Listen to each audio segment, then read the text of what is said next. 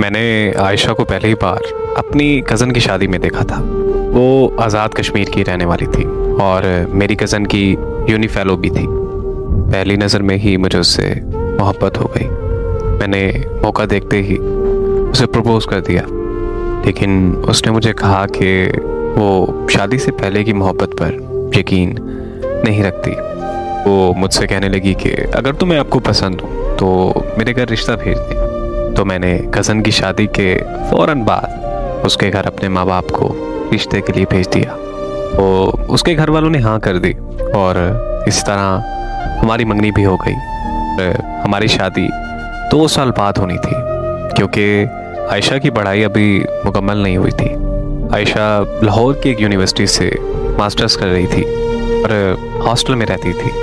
तो मेरी उससे फ़ोन पर बात होती थी। मैंने उसे काफ़ी दफ़ा बोला कि तुमसे मिलने आना चाहता हूँ, मगर वो मुझे साफ इनकार कर देती थी। मुझे कहती थी कि शादी से पहले मिलना जायज़ नहीं है। उसको ऐसी बातों की वजह से मुझे और भी प्यारी लगने लगी थी। उसे अपनी और अपने घर वालों की इज़्ज़त का बहुत ख्याल था। मेरी छुट्टी ख़त्म होने पर मुझे फ्रांस वापस आना था। तो वापस आने से पहले मैंने आयशा को दोबारा ये ख्वाहिश की कि मैं फ्रांस जाने से पहले एक बार तुमसे मिलना चाहता हूँ। तो उसने मुझे कहा कि ठीक है, मैं एयरपोर्ट पर आपसे मिलने आ जाऊँगी। मैं अपनी फ़्लाइट वाले दिन एयरपोर्ट पर 4 घंटे पहले ही पहुँच गया। एयरपोर्ट पहुँचकर मैंने उसे कॉल की तो उसने मुझे कहा कि मैं थोड़ी देर में आती हूँ। 2 घंटे के मुसलसल इंतज़ार के बाद मैंने उसे कॉल की तो उसने मेरा नंबर मसरूफ़ कर दिया। 1 घंटे तक वो मेरा नंबर बार बार मसरूफ़ करती रही। फिर उसने कॉल अटेंड करते ही मुझे कहा कि मैं नहीं आ सकती, आप चले जाओ। इससे पहले कि मैं कुछ और कहता उसने कॉल बंद कर दी। तब मैंने दोबारा कॉल की तो उसका नंबर बंद जाने लगा। मुझे कुछ समझ नहीं आ रहा था कि आखिर वो ऐसा क्यों कर रही है। इतने में मेरी फ़्लाइट का वक्त हो गया और मैं उससे बगैर मिले फ्रांस आ गया। हाँ, आकर मैंने उसे कॉल की तो उसका नंबर फिर से बंद जा रहा था।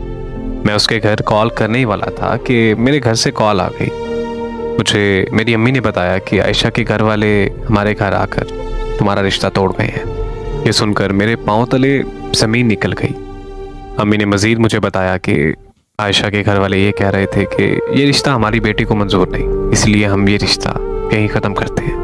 मैंने अम्मी की कॉल बंद की और आयशा के घर कॉल की तो उनका नंबर भी बंद जा रहा था। कि लाख कोशिशों के बावजूद भी मेरा राब्ता आयशा और की फैमिली से नहीं हुआ तो मैं फिर से छुट्टी लेकर पाकिस्तान वापस आ गया।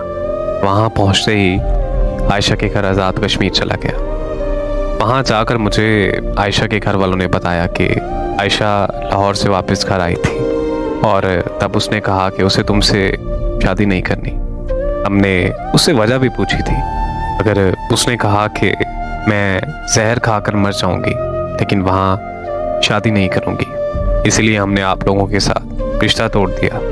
उसके बाद वो 2 दिन घर रही और फिर वापस लाहौर चली गई। मगर फिर हमें पता चला कि वो लाहौर पहुंची ही नहीं। हमने उसे बहुत ढूंढा मगर उसका कुछ पता नहीं है। मैं ये सब सुनकर और भी तकलीफ में चला गया, क्योंकि मेरे अंदर बहुत सारे सवाल पैदा हो चुके थे। क्योंकि आखिर उस दिन वो एयरपोर्ट पर क्यों नहीं आई और फिर उसने अचानक मुझसे मंगनी क्यों तोड़ी और अब अचानक कहाँ गायब हो गई है। मैं अपने इन्हीं सवालों के जवाब जानने के लिए अपनी कज़न से मिलने लाहौर चला गया, जो उसकी बेस्ट फ्रेंड हुआ करती थी और आयशा की यूनिवर्सिटी फेलो भी रह चुकी थी। मेरी कज़न ने मुझे बताया कि आयशा यूनिवर्सिटी में एक लड़के से बहुत ज़्यादा प्यार करती है, मगर वो लड़का आयशा के साथ मुखलिस नहीं था। मैंने ये बात आयशा को समझाई थी कि वो लड़का तुमसे प्यार नहीं करता, मगर वो इस बात को समझने तक वो अपना सब कुछ गंवा बैठी थी। प्रेग्नेंट होने का सुनकर उस लड़के ने आयशा को छोड़ दिया।